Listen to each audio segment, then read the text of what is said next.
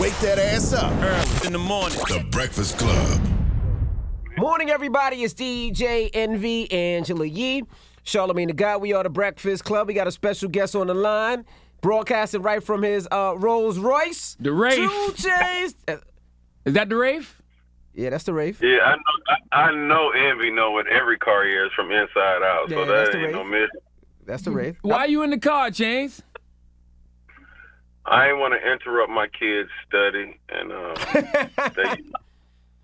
they using Wi-Fi. I ain't want to be loud and all of that stuff. So You got a 50,000 square foot house. You couldn't find no place to go? Yeah, but I'm also in the woods, so my Wi-Fi is terrible. Oh, so I got wanted you. to get some. Not a reason. Well, I have 100 acres, so it's kind of hard to get a good hot spot. Woo! So Shut your ass up. I got 100 acres, Charlamagne. That's the reason why. Wi-Fi be sketchy on the side of the house sometimes. But it's not a bad place to have to sit. 2 Chainz is in his robe, ladies and gentlemen. I know y'all can't see him, a lot of you out there. He's in his robe His right now in Wraith. his car doing his interview. Okay. Well, the new album is out today. So Congratulations. help me God. yes. You know, I was listening to the album, man, and I said to myself, 2 Chainz has always been a rapping ass nigga. He's always made jamming ass music, but I feel like these last couple projects, 2 Chainz got a vibe to him. I can't describe it, but it's like a 2 Chainz vibe. You know how like Snoop got a vibe? Chainz got a vibe. Do you feel that? I just feel like it's not so much. I mean, I don't know. I just keep doing what I love to do. I'm still passionate about it. I still enjoy doing it. I'm tired as hell right now because I was up working on another project that I'm trying to release before the year is over with. So I'm somebody that feels the same way I felt when I first walked in the door. As far as my last couple projects, the Rapper Go to the League was a bigger conceptual project, and I was trying to push my version of the Black excellence type of angle. With this one, and I was conscious of what my kids would hear. On this one, it was all holds bar. I mean, it was all just. I didn't care what other people thought. I feel like my kids, they'll hear it raw. If they got to hear it raw, they can hear it from me. This project right here is like a time capsule of 2020. So when you hear a lot of disjoints, you know that it was recorded this year. The picture, my album cover, was found this year during a quarantine cleanup. So it just felt good to put out a project that I describe it as being light at the end of the tunnel or light during a dark time because it's a fun project.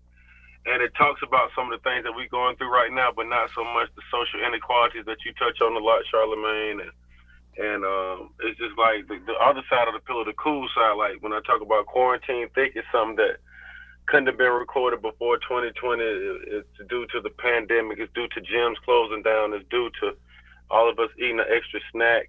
Young, rich, and black. The gray area joint I have on there that a lot of my OGs gonna relate to about just kind of being in the middle. I love the project. I haven't stopped listening to it, and I can't wait till everybody else take their time and sit down and ride. Now, this is your last album on Def Jam, correct? This is the last contractually album. I thought it was. So you got a flaw bar then. You got a bar on the album. You say this your last album. Yeah, that's what I thought was the last album. I think that was what you call a negotiating bar. Somebody that's somebody that's at my level of expertise, somebody that knows his worth, somebody that knows that's very amicable with Def Jam, but also understands that they're trying to get some stability over there. Mm-hmm. Me also recognizing my star power, what I bring to the game. Me understanding that I also have an internal team that does a lot of the things that other people do and don't do. So I'm highly confident in knowing that I will be independent one day. With this project right here, we are it's some litigations going on because it was supposed to be my last project. Straight up, I'm gonna come clean, but we'll see what's them my folks that been holding me down. We'll see what they got going on. We kind of there's some things I can't comment on because there's still some litigation stuff. Mm-hmm. But when I did that line, it was my last project with them. So you want to be indie, Chainz? Say it again? You want to be independent? I've been feeling like I've been independent for some time, bro. Mm-hmm. You know, So you feel like you got to do a lot of the work yourself regardless, so it's...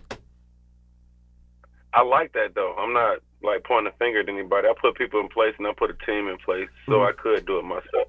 All the ideas you see on the marketing side, down to me writing on my album cover, because I'm from an era where we had to doodle. I'm coming out with sweatshirts that they call doodle sweatshirts, where you can actually draw my picture, and it comes with a Sharpie. So these are ideas that can't nobody, I mean, they could have thought of them, but this is just something that has to derive from a genuine point. So, you know, making a phone call to radio stations and doing some other things, I appreciate that, you know, that they obviously do. But this is one connect that I will have whether I'm with a label or not. Stuff like this, relationships I build over time, you know what I'm saying, Angela, y'all. So I've done that. I understand that relationships are better than money in some instances. So through my journey, whenever I become independent, I won't feel like I'm on an island by myself. I'm still going to be, you know, rocking out. Gotcha. Now, in the same song, you also said that you own your own masters, though, right? So that's correct. Yeah, I did that the last negotiation. So when I first signed with Def Jam, I had a lot of leverage. I was a domestic superstar, and my only intent was to become an international superstar. I walked out of a few meetings that I won't say I walked out of because they offered me a 360 deal, and I didn't have to do that, and I didn't want to do that. You know what I'm saying? So Def Jam understood that I ain't do no 360. I signed, my first deal was for 4 albums. You're supposed to do 5, 6. You know how this shit go. Right. My first deal was for 4 albums, and and when my 4 albums was up, which was Pretty Girls Like Trap Music. Okay, that was my 4th album, which, you know, soared in numbers. I signed for 2 more albums in my masters, which would be Rapper Go to the League and So Help Me God, right? So basically, I put myself in a position kind of like someone that we all know, like called LeBron James. Not to say that I'm the same person, but being able to control, you know, where he move, his diameter, how he, you know, where he get up in the morning, you know, stuff like that. So it's probably, without being too much in the litigations, it might be likely that I do something else with them, but it's just that I be working, my time be up. You know what I'm saying? They had an option. They had a 1 album option after it then. On this one, they have, I don't want to talk too much All right, about I got you. Yeah. I mean, yeah. But it's good. I want people to understand I'm in a good place. They're in a good place. I know what Def Jam got in the building. Okay. I just like the fact that you negotiated your masters, man, because a lot of artists don't do that. Like, you know, a lot of artists take the money. Yeah, I'm straight on. I'm blessed, man. You know what I'm saying? God has made a way for me, even during the pandemic, too. I bought a building for 2.5. I bought 2 cars, I think. Mm-hmm. Yeah, 2 cars. Just a couple of things. This is not the boast, just to say that I wasn't, you know, drastically affected by some of the things that happened, because I had planted some seeds, put some stuff in place to where my funds, you know, I diversified my funds. So even with, I got a new restaurant opening up first week of December. So, you know, I made some good investments at the right time. I can honestly say that. Music's still doing good too, but you know, we can't travel and pick up them huge back ends we normally pick up doing shows. So how's the restaurant doing with the closing? I know sometimes they shut y'all down for a minute. I know Atlanta's back open, but how was it at first? Yeah, Atlanta's wide open. At first, everything.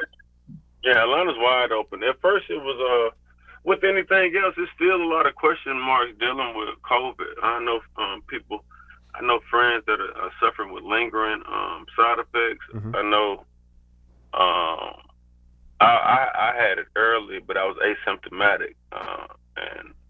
But when I understand that 45% of the people that get it are asymptomatic, I understand how it's so easily spread. So at first, I think we didn't know what to do, but you know, we got old Kemp down here. He was like, man, y'all open up. And so for me, it's been a blessing, because I sell a vibe in my restaurant too, and I also sell really, really good food. So it's been a blessing. Let me ask you a question, Chainz. Was it therapeutic writing and recording Vampire? Yeah, you know, you know me well, and you know you're a fan of my music. That's the music that I really personally enjoy doing. So Help Me God, I explained it as having all the nuances of 2 Chainz. So it got my silly side, my you know, my humorous side, and then it has my storytelling side and my pain side, because I obviously masked a lot of my pain by telling jokes, and I didn't realize that until I got older. That was like a thing that I did, you know, maybe talk about somebody else to get them off me. So, but Vampire is a very, very, very deep record. It's my favorite song on the whole project. Some of these things people have heard about, you know, in different little specs in my life, but it's just it's produced by Cool and Dre, and it pulled it out of me, man. I love it. I listened to that song until it's like completely off, and I started back over. So that's one for the road right there. Yeah, it seemed like you was getting a lot off your chest. That's one of them ones where you can tell, okay, we quarantined, and you've been doing a lot of reflection, very introspective. Yeah, ain't nothing wrong with that. I see when you get like that on your page, man. That's right. I be trying. Yeah. You talk about your humorous side. I laugh at lines like "paid for a funeral, found out he snitched, now you want a refund." Was that based on a true story, or you were just rapping? Yeah, and if you get robbed more than once, that's a rerun. Yeah. Yeah, I got people calling me. They be like, "Boy, who you talking about in the hood?" You know what I'm saying? But the case in point on some of these joints was just that when you get to a certain point in your career, you looked at as the guy to take care of little stuff in the hood like that. You know what I'm saying? Whether it be actually paying for a funeral or actually helping the family out. You know, I've been on kind of all sides of that. And I wasn't like bragging during the project by saying that I do stuff like that. It's just a more responsibility from a street cat, you know what I'm saying? So, I like I said, I tried to have a little bit of substance in this project, but I didn't go heavily with trying to teach. This was supposed to be the fun project. This is supposed to be the light, you know what I'm saying, during the dark time. You ain't got to, when you hear my joint, you ain't got to hear about like, man, we want our 40 acres, you know what I'm saying? It's a time and a place for that, and it's definitely artists who can come with that. But for me, when you listen to this joint, it's the same thing going on right now, but it's the other side of the pillar. It's like, man, you know, man, this is a fun listen. This is a fun ride. That's what this is. Now, another thing you're known for is having very creative rollouts when you put out an album, right? And obviously now is a different day and age. So how did that affect your marketing? I saw you posted, we have to fill in, you know, who the guest appearances are. I know you have a show happening this weekend, the drive-in. So talk about like what the rollout for this album is. Well, honestly, Angela, I think it forces you to be more creative during this time. You know what I'm saying? You got to use your own resources. You know, some people are doing casting and stuff. Now, with my concert, it's a parking lot concert, so it's actually outside at the Gateway Arena, which my basketball team that I'm part owner of, they play at this facility. So it's on the south side. That's another thing. I'm gonna need my roses. I'm performing on the south side of town where I'm from at a facility that the team that I own play at. Stop me when I'm going too hard.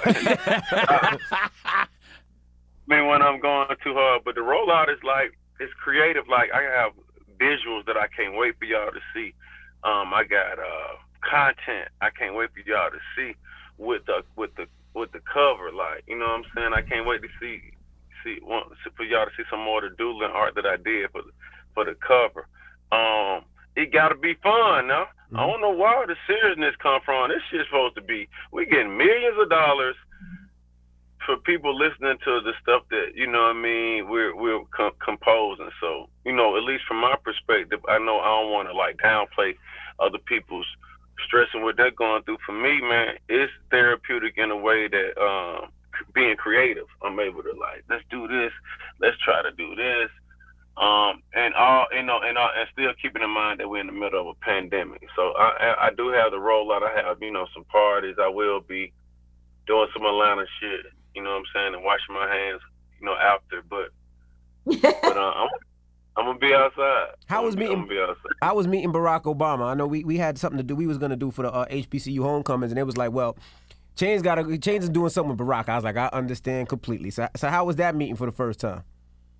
You know, that was some bucket list Tony shit, man. I was really on my bucket list. I admire the guy. You know, I think the thing that I like about him a lot is like how well spoken he is, especially being that the current president don't use 2-syllable words. Like literally, T.I.'s vocabulary is bigger than Trump's, in my personal opinion. Mm-hmm. So like, it's not that diminishes who you are or take away the smart. I just like how freely Obama would communicate. You know what I'm saying? And so, it was some White House pictures that was coming up where people were actually getting in there, taking pictures before he left. And I was kind of getting in my feelings. I was calling Tech like, man, what, they don't want me in there? You know what I'm saying? But Tech ain't telling me the whole time that they, I guess, I don't know if he was just trying to make me feel good that they was tripping on some felon stuff. So I'm like, tripping on some felon stuff? I'm like, Rick Ross got a whole ankle monitor on this picture, and they say, I can't come in here. You know, this is what I'm telling my manager, but he's not telling me like that. I don't know what it was, but whenever I met him recently when he came down here, I did like I don't like doing the performance cliche for no person really, but I know that I have a platform and people will listen. So I came out there and was like, come on, Georgia, I'm different, one time. And then like I met, I had my kids' wife, my mama, my aunt called me and said Mom was popping on Facebook. So that's really what I be doing for them smiles.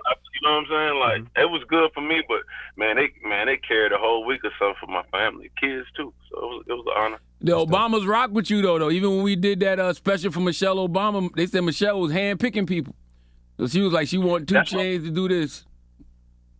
That's what they told. So that's what, you be hearing it from the grapevine, but he was like, oh, we play 2 Chainz in the household, and I thought that was some cool stuff to say. I mean, I ain't fan out like that, but I was just like, that was pretty cool to say. You definitely did your part during the election cycle, though, man. How did your partners Wayne and Kanye feel about you helping to change Georgia blue? I mean, I don't know. They're not my partners based on their political preference or their thoughts. They my partners because who they is. They my partners because our relationship, what we built over time. So whatever Wayne decides, you know what I'm saying? Man, 30-something, whole grown man, grown kids, like, I'm not going to stop talking to him, you know what I mean? Whatever Ye go through, whatever he do. See, the thing about me, I think I take pride is my relationship is not industry-based. You know what I'm saying? I don't have to ever do another song with either one of these cats. We still going to have a rapport. We still going to have a relationship, you know what I mean? So I saw it happen, but these folks grown. And you'll have to ask them what their angle was and what their beliefs was. And we could be on here for, Charlamagne, for hours to really talk about the whole political realm because you're educated in, and I've actually begin more educated with it. Even with my conversation with Ebro, he put me down some stuff that made me understand what was going on a little bit better. And I think what's going on now is becoming more layman, where we can understand what's going on, we can see what's going on. And some people, when they see what's going on, they might don't fuck with it just because of whatever. That's just them, bro. They might don't mess with what's going on. Mm-hmm. Now, a lot of us that's consciously in the grid and that you just can see like, yeah, this is happening. But on the other hand, man, this don't look like something we need to be doing for another 4 years. I'm on the other side of 400,000. You know what I'm saying? I'm on the other side, but I still voted for Biden because just like, it was just a lack of unification, and it was a couple things. You know what I'm saying? Sometimes the insults, I ain't gonna lie. Sometimes it be funny, then sometimes it be like, white people, y'all ain't gonna say nothing. Because I know they feel like there's some cringe. So, but for me, man, I'm an individual. That's what got me to this point. I'm great at being myself. So whatever going on around me that's chaotic, it don't affect me if I'm not participating in it. Gotcha. I saw you were also on that Zoom call with Dr. Fauci, and he was discussing that as well. So what effect did coronavirus have on other people around you too? Were there people around you that had it? Did you have any, I know you had it early on, but did you have any people have real bad symptoms, experiences, after effects? Yeah, I did. I had people, obviously don't want to say names, and this is probably my first time telling people that I had it because I just wrote it out because I wasn't sick. I just stayed in the crib, but I wasn't sick. How the hell is it called? How long, But I wasn't sick. I do know it's nothing to play with. I do know it's not a normal flu. For a couple of reasons. For a couple of reasons, I wasn't sick at all. So I'm like, what kind of virus is this that I didn't even actually feel sick? But I did, I do know somebody that was, fever, no taste, no smell, chills, the whole nine. You know what I mean? So it's a very real thing. The FaceTime with Dr. Fauci was a while back when it first started. Mm-hmm. I've talked to Biden before he became president. I've spoken to a lot of people on the Zoom calls personally with a group of influencers that I won't mention. Dr. Fauci was an early Zoom call that I don't even know how it leaked out of the group, but it was a good conversation. It was supposed to be private, but it was all about the state of COVID and what we thought and how we should move and how we should handle things. And granted, people still got it after that group chat. After that Zoom call is crazy, but it's real, and just gotta try to protect yourself, I guess. One of my favorite things to do too with your albums now is listen to see which song could Hov possibly have been on. On this album, I think it's Southside. You got the Feeling It sample. Did you even try to get Hov on that, or are you giving up on that? No, I didn't, but me and Hov cool, so I did a video for that, so I sent him the video when I did it, and the song, so, and just, to show him the angle that I wasn't trying to, be him, but that was since it was a Hov sample, and the things that I was talking about in the song, it was some Hov stuff, and so I named the Southside Hov, but, no, he was like, I'm humbled by it. It was a cool back and forth we had, but I sent him the video as soon as I did it. Just like, let me check your temp on here, big homie. It was all good. As far as trying to get him on something, yes, I've given up on that part. Why you gave up? You're not the give up type, Chainz. No, but I don't like rejection, right? And I got this little mental thing where the people don't even know this. People that I deal with don't even know this. Well, I might ask somebody something 3 times over my whole life. You know what I'm saying? And secretly after the 3rd time, I won't ever probably like. That's a Virgo thing. See, mine is twice. I'm going to ask twice. Oh, you twice? I'm twice. You know what it is? I'm really twice. But then I might be like, you and your feelings, nigga. You know what I'm saying? Like, man, get out your feelings, man. Try again. And then I'd be like, oh, no, well, fuck this shit. That. Never again. You know what I'm saying? Never again. So not even saying that towards Hov, it's just like, I don't want, because I've said a couple times, even with my bucket list, I said something recently, like being on the Rolling Stone, even meeting Obama, doing Hov, and then people be, man, you got to get like, I'm about to die or something. Like, if I don't make this, man, you need to, like, bro, if it happens, it'll be a blessing, but if it don't happen, it just be something that it don't happen. I'm still going to keep rocking. I still have a high respect. The thing that I want to do with Hov is, like, show that I'm an upperclassman too, a sportsman too, you know what I'm saying? And just knowing the type of people that he's, did that for when he was like a little bit more active, obviously, things kind of shut down. So, but no, I don't think about that anymore, Charlamagne. But it's funny that people do. They be like, oh, this the one he could have got on. I'm like, what have I done to myself? I thought you had it because when you put out the track list, you didn't put all the features. So as I'm riding, listening to it, I'm like, oh, Hov gonna be on this one. But then I look, I'm like, nah, this song only 2 minutes long. Hov probably ain't gonna be on this one. Nah, and then the person that you hear singing the sample part is 7th Street, and she did her thing on there. I had Alicia Keys. Well, it was Alicia Keys doing it on that part, but I think this at a time, Swiss my homeboy, he just had to tell me like wifey wasn't going for it, so it was cool. And 7th Street it came and did it, and she nailed it. And it was always a feel-good record for me. Even, playing it for people, like, they knew what angle I was coming from. So appreciate you for even mentioning that, Jordan. Now, how many schools called you? Charlamagne was kind of tight this morning, but how many schools called you on the Moneymaker joint and was like, you going to name all those schools and not name my school? Because you ain't named Hampton. But this is the thing. I said, shout out to all the HBCUs, and for some reason, nigga want their personal name. Like, I would have had to do a whole song naming it's 101, I think, HBCUs maybe, right? And what happened was is I knew some of them by heart, and you just be rambling and rambling and rambling. Then you be going back like, damn, Aunt, she went here. Damn, like my mama went to Fort Valley, so that's where that last one came from. So I just started thinking about individuals and what school they went to. Like, damn, nephew went to TSU.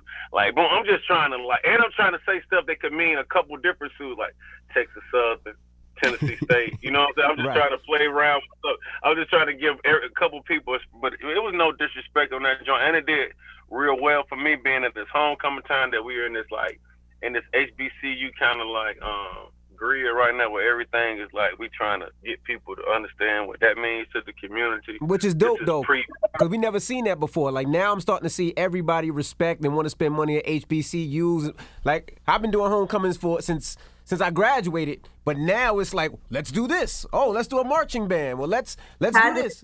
It's the weirdest thing now. It's the weirdest thing, E, man. We could talk later. I swear, it's the most, you know.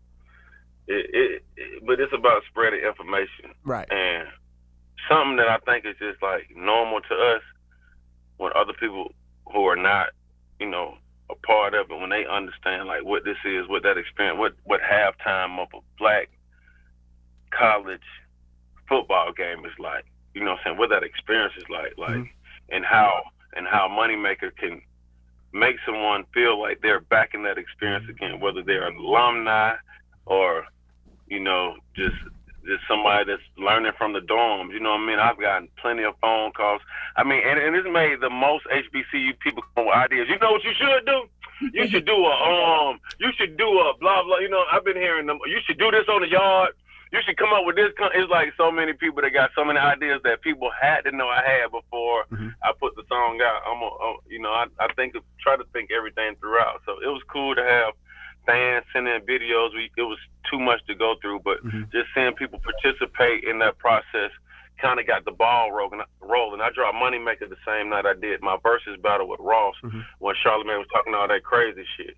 So I dropped Moneymaker that night. I dropped Moneymaker that night, and I ain't stopped beating up the streets since then. Yeah, I just feel like you made too much money in South Carolina. Not to shout out South Carolina State, Benedict, Allen, Claflin. Hey, man, in South Carolina State, they recruited me when I was hooping, and South Carolina. So it just, man, I love the Carolinas. Period. Let me come clean for real. Like that whole thing, you know, has the whole.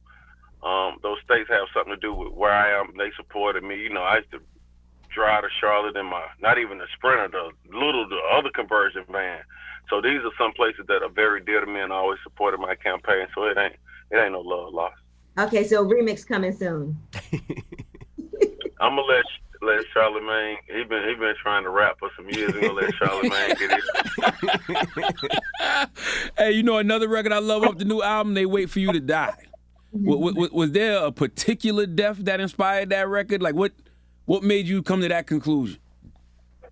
No, it's so right now that if anybody passes away, it's like, man, you know, this song was done some months ago. But Wait for You to Die, the kind of concept behind this is right. Like, soon as you die, and we've all been at. I mean, this is a normal process, and who knows? But soon as someone dies, it's this whole reminiscent thing, right? And it's like, sometimes it's these laughs, and then sometimes it's these cries, and you get to really learn who the person was when they leave, right? When somebody passed away, you look up and the girl moved on so fast, or the guy moved on so fast. You know what I'm saying? Older and young.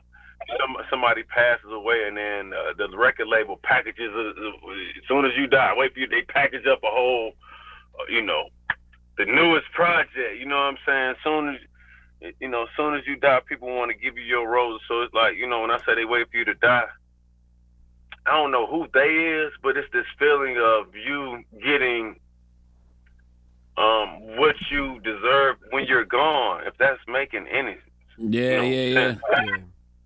Yeah, it's like, man, and I'm not joking, but damn, man, Charlamagne, when I think about it, he was a role model to me. Like, nigga, you ain't tell me that shit yesterday, you know what I'm saying? It's like, Well, you know, there's all of a sudden I'm like, you know, you're very intelligent. I love the way he, you know, his glow. I like, you know, like boom. So I'm somebody that try to share some of those feelings without being too mushy. When I see people that like this group here that I've had a lot of respect for some time, I acknowledge what they doing. Envy, I see you I see you with your car game, man, and how you take care of your family. You know, Charlotte, I love how you speak on politics. You sound well versed. Angela, you my sister. You know what I'm saying? You know what I'm saying? So it's just like, with that being said, you know, it's just like a thing where people wait. It feels like they almost wait till it's too late to express themselves. You know what I'm saying? So, like, so what do you tell? So what do you tell a young artist out there? Because we see violence. It seems like it's getting worse and worse and worse with so many young artists and young brothers dying. So do you talk to some of these younger artists sometimes? No, some of them I don't know yet. You know what I'm saying? And I don't want to seem like, you know, the preachy, you know, uncle type. You know what I'm saying? When I get around young artists, when I understand how old they are, I think about how old what I was doing at that age. And even on my album cover when I'm 13 and having on necklaces and stuff, just what I was doing. So I think I try to maybe leave a jewel, drop some jewelry somewhere, like, you know, consequences. But I ain't trying to preach to none of them. I've had Kodak at my house, and we talked for some time, and I was like, you know, yeah, you know, I've had a few people come through that I was fans of and just had conversations with them and understand, like, it seems like these guys been here before. They have a lot of maturity and, you know, kind of been through some stuff. So with the recent losses that we had, you know what I'm saying, you know, obviously, you know, without trying to make no clickbait by saying any names, it's just super unfortunate. It'd be unfortunate, but you know, it's just a tender subject that we all know that we sure, you know, it's just hard to discuss. But it's hard to see like young guys, you know, losing their lives, knowing that we don't have a practice life. This is not like we can like start this one back over, you know what I mean? So that's not so cool in my eyes. You know? I think we should celebrate people though, man. You know what I'm saying? Like you should tell other brothers you love them, you value them, you appreciate them, especially if they inspire you in some way. Like, I don't got no problem giving it up to you. I don't got no problem giving it up to Killer Mike. When Nipsey was alive, I used to always make jokes and say Nipsey's a person that you can look up to literally and figuratively. Well, you don't, because you 6 foot something, but I did because I'm 5'6". So yeah. It feel good to say that. You know what I mean? Because, you know, when a person died, it almost feel like cap when you see all these people. Oh, I love him. He was so great. Isn't that? They be having a picture ready to go on Instagram. Oh my God. Don't even be following the person like that. And that's what I mean. You cared so much about him. You wasn't even in tune with their campaign, or you was, and you just didn't want to do like something petty. Like I think that's what I'm saying, that as soon as you die, the person just feel like more comfortable. But I guess that's just how we move. You know what I'm saying, with our feelings as far as it not being so transparent. I don't know the answer to that, but I just thought David Banner did the beat, and it had like this the sample that you're hearing in the back. Really, man, this is no cap. It came from like, I don't know what it was, on a 45 where somebody literally went out while, I think, if I'm not mistaken, how he explained it was like, you know how they used to be on plantations, kind of just like singing and humming and vibing. Mm-hmm. That recording is actually somebody outside from. I mean, this is like early on recording. Somebody just humming and vibing out in the field or whatever. So that pain, production-wise, brought the pain out for the Wait For You to Die concept. Wow. 55 times. What did the person want? Why did they call you 55 times? If you have a missed call 55 times, most of the time it's some bad news, unless you have a crazy relationship with somebody that's obviously crazy, like who wants, you know what I'm saying? But for me, all these stories, they kind of tie in and twist in. With 55 times, when I speak on some of my friends who've lost their kids and stuff like that, or even my friend Johnny, who passed away, for some reason, I know I was asleep, but for some reason, they had to come in my room and give me the phone. I don't know if I didn't hear my phone, but when he died, and it wasn't exactly 55 calls, but it was a lot of missed calls. And when you see that, it don't be like, I got $1 million for you. It don't like when somebody's calling you that much. When somebody's calling that much, even if it's a relationship, it's like she's about to be on some bullshit. It's just like, boom. So that is one of the deeper songs too, where I talk about, you know, God keep on blessing me. I'm doing something right. I really can't even put it into words how God is actually totally in control of everything in my life and what I do. I'm a man that's far from perfect. Still get my, you know what I'm saying, still get my blessings, but I acknowledge the fact that it's bigger than me. You know what I'm saying? I'm good at that. I'm cool with that. I know, and this 55 times was done by them joints. And he got a vibe anyway, and that it just brought it out. I mean, when I talked about a few instances on there where it was some bad news, it always came with a lot of missed calls. No, I feel you on that, because I was listening to that and I was thinking about things that have happened to me. I remember I woke up one morning and I had 78 text messages, and I was like, okay, I know something really bad. Right. Or, you know what? Or if like your parents call you late at night and they don't normally call you, it's like 11 o'clock, midnight, you know it's something bad is about to happen, and you'd be so nervous. You answer the phone like, what's wrong? That's how you say hello. Word. Yeah. Like, what's up, man? You good? Like, yeah, boy, you gonna be on Jimmy Fallon tonight? Like, you know what I'm saying? Cool, but yeah, you're right. Like, that's true. So, just some things to make it, and it's all right now based. It's all right now based. Like, when you hear this joint, like I said, when we hear this or listen to it in a couple of years, you'll know, like, this was recorded in 2020. I did my best to try to stay in the right now. You know what I mean? And when I talked about trapping or dealing like I always do, I use ED and talk about it past tense, because obviously I ain't got to sell nothing but lobster, shrimp, and salmon and stuff like that. Now I don't have to sell no narcotics. So there you go. It was a super fun project for me to work on. I did it all in Atlanta. You know, I got the LA studio, the Florida studio. Even though I flew to Florida to do the Moneymaker video and record a song, it didn't make the project. Most of it was done up here in the city, where a lot of the good rap energy been coming from lately. So. Now, let me ask you, we talked about verses. Now, you know, T.I. and Jeezy doing the verses, right? Both your partners. So now who wins that one? Atlanta. Good answer from an elected official from Atlanta. Good answer. From a street elected official. Don't nobody else want no smoke with it. That's what I'm trying to tell you. They got us having to go against each other. Man, T.I. been begging for beef with the man, been begging people, been begging, just begging, so he had to go against his friend. You know what I'm saying? Like the same thing. Even with Ross, I asked Meek first. You know what I'm saying? I don't know if people caught that. I asked Meek first, and then they sent the big homie, and I still was like, okay, we gonna be strategic on this guy. You know what I'm saying? We're gonna just go plaque, and that's just gonna be your answer. We ain't got no, you know what I'm saying? And it's fun, and it brings so much awareness with Swiss and Tim doing with that. Like, and it's almost one of them things where you get your roses when you smell them, because you see people like that you cool with, that you know what I mean, logging on and stuff like that. So with Tip and Jeezy, they would definitely get their roses. Both of them have an amazing catalog, and they have eras, you know what I'm saying? Because it was Tip, and then Jeezy came in. I was right here in Atlanta selling dope, so I saw the whole thing, and I remember the energy in the city, so I will be there front row from one of my living rooms. Hey, speaking of that, do you ever have nightmares of being broke, Chainz?